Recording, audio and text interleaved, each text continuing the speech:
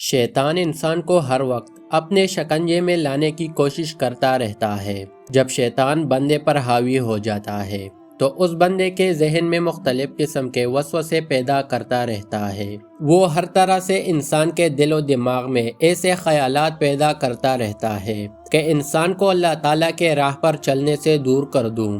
شیطان انسان کے دل میں کبھی ایسے خیالات لاتا ہے کہ اللہ کون ہے، اس کو کس نے پیدا کیا، اللہ کا وجود ہے کہ نہیں۔ کبھی انسان کے دل میں نماز ادا کرتے ہوئے مختلف خیالات آتے ہیں، اور کبھی بیماری کی حالت میں انسان وسوسے کا شکار ہوتا رہتا ہے۔ کبھی ہم اپنے روزمرہ زندگی کے کاموں سے تنگ آ کر سوچتے رہتے ہیں، اور کبھی غربت کی حالت ہم کو پریشان کرتی رہتی ہے۔ کبھی ہمارے مسلمان بھائیوں کے ساتھ ایسا ہوتا ہے کہ باجماعت نماز ادا کر رہے ہوتے ہیں اور نمازی کے دل میں ایسے خیالات آتے ہیں، اس کو پتہ ہی نہیں چلتا ہے کہ وہ نماز میں کیا پڑھ رہا ہوتا ہے۔ اسی خیالات میں نمازی گم ہوتا ہے کہ امام سلام پھیر دیتا ہے۔ اس طرح ہم سوچ میں پڑ جاتے ہیں کہ ہم نماز روزے حج کیوں ادا کرتے ہیں۔ سب سے زیادہ مشکلات ان لوگوں کو پیش آتی ہے جن کے ذہن میں جنسی وسوسے شیطان ڈالتا ہے۔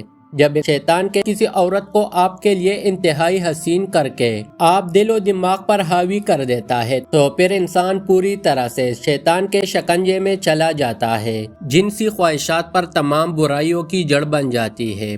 انسانی ذہن گندے خیالات کا مرکز بن کر رہ جاتا ہے۔ آخر یہ سارے خیالات ہم کو کیوں آتے ہیں؟ ان خیالات کے بارے میں اسلام میں کیا حکم ہے کہ اگر یہ خیالات ہم پر حاوی ہو جائے تو ان کا حل کس طرح کیا جائے؟ آئیے پہلے ہم احادیث مبارک سے ان خیالات کے بارے میں جاننے کی کوشش کرتے ہیں، اور آخر میں آپ کو یہ واقعہ سنائیں گے کہ جب ایک شخص نے آ کر حضرت علی شیر خدا سے بتایا کہ میرا ذہن گندے خیالات کا مرکز بن چکا ہے۔ ناظرین گرامی، حضرت ابو ہریرہ رضی اللہ تعالی عنہ سے روایت ہے کہ صحابہ کرام رضی اللہ عنہم میں سے کچھ لوگ نبی صلی اللہ علیہ وآلہ وسلم کی خدمت میں حاضر ہو کر عرض کرنے لگے کہ ہم اپنے دلوں میں کچھ خیالات ایسے پاتے ہیں کہ ہم میں سے کوئی ان کو بیان نہیں کر سکتا۔ آپ صلی اللہ علیہ وآلہ وسلم نے فرمایا، کیا واقعی تم اسی طرح پاتے ہو یعنی گناہ سمجھتے ہو؟ صحابہ کرام رضی اللہ تعالی عنہم نے عرض کیا، جی ہاں۔ آپ صلی اللہ علیہ وآلہ وسلم نے فرمایا، یہ تو واضح ایمان ہے۔ محدثین اس حدیث کی وضاحت کچھ اس طرح کرتے ہیں کہ صحابہ کے اس جملے ہم اپنے دلوں میں کچھ خیالات ایسے پاتے ہیں کہ ہم میں سے کوئی ان کو بیان نہیں کر سکتا، مطلب یہ ہے کہ ہم اپنے دلوں میں بری چیزیں پاتے ہیں، مثلا اللہ کو کس نے پیدا کیا اور وہ کیسا ہے اور کس چیز سے ہے، اور اس طرح کی اور چیزیں کہ جن کا بیان کرنا بھی مشکل ہے، اس لیے کہ ہمیں معلوم ہے کہ یہ قبیح باتیں ہیں اور ان میں سے کوئی چیز بھی ایسی نہیں ہے کہ ہم اس پر اعتقاد رکھیں، بلکہ ہم جانتے ہیں کہ اللہ قدیم ہے، ازل سے ہے، ہر چیز کا خالق ہے، مخلوق نہیں ہے۔ تو ایسے خیالات جو ہمارے دل میں آتے ہیں، ان کا کیا حکم ہے؟ تو آپ صلی اللہ علیہ وآلہ وسلم نے جواب دیا کہ یہ تو صریح ایمان ہے، اس لیے تم اس وسوس کو دل میں پانے کے بعد جھڑک دیتے ہو اور اس کو برا سمجھتے ہو تو یہ تمہارا ایمان کی علامت ہے۔ لہٰذا ان خیالات اور وسوسوں سے پریشان نہ ہو، اور ان کا علاج یہ ہے کہ ان کی طرف بالکل دھیان نہ دیا جائے۔ بعض علماء نے وسوس میں مبتلا اشخاص کی تسلی اور تسکین کے لیے کہا ہے کہ جس طرح چور اس گھر میں جاتا ہے جہاں کچھ مال و متاع ہوتا ہے، اس طرح جس دل میں ایمان ہوتا ہے شیطان وہاں آ کر وسوسہ ڈالتا رہتا ہے۔ برے خیالات کا آنا شیطان کا ایک عمل ہے۔ شیطان وسوسوں کے ذریعے انسان کو اپنے رب سے دور کرنے میں ہمیشہ سے ہی کوشش میں لگا ہوا ہے، اور قیامت تک شیطان انسانوں کے دلوں میں وسوسے پیدا کرتا رہے گا۔ اس کی کوشش یہی ہوگی یہ انسان رحمان کو چھوڑ کر شیطان کی باتوں کو مان لے۔ حدیث محمد صلی اللہ علیہ وآلہ وسلم ہے کہ خدا کا لاکھ لاکھ شکر ہے کہ شیطان کے جال کو وسوسوں کی حد تک ہی محدود کر دیا ہے، اس سے آگے شیطان کو بڑھنے کی اجازت قطعاً نہیں دی گئی ہے۔ حدیث پاک میں ہے کہ نبی کریم صلی اللہ علیہ وآلہ وسلم نے فرمایا کہ اللہ تعالیٰ نے میری امت کے لوگوں کے دلوں میں وسوسے پیدا ہونے کو درگزر فرما دیا ہے اور انسان کو نیک کام کرنے کی توفیق دی گئی ہے۔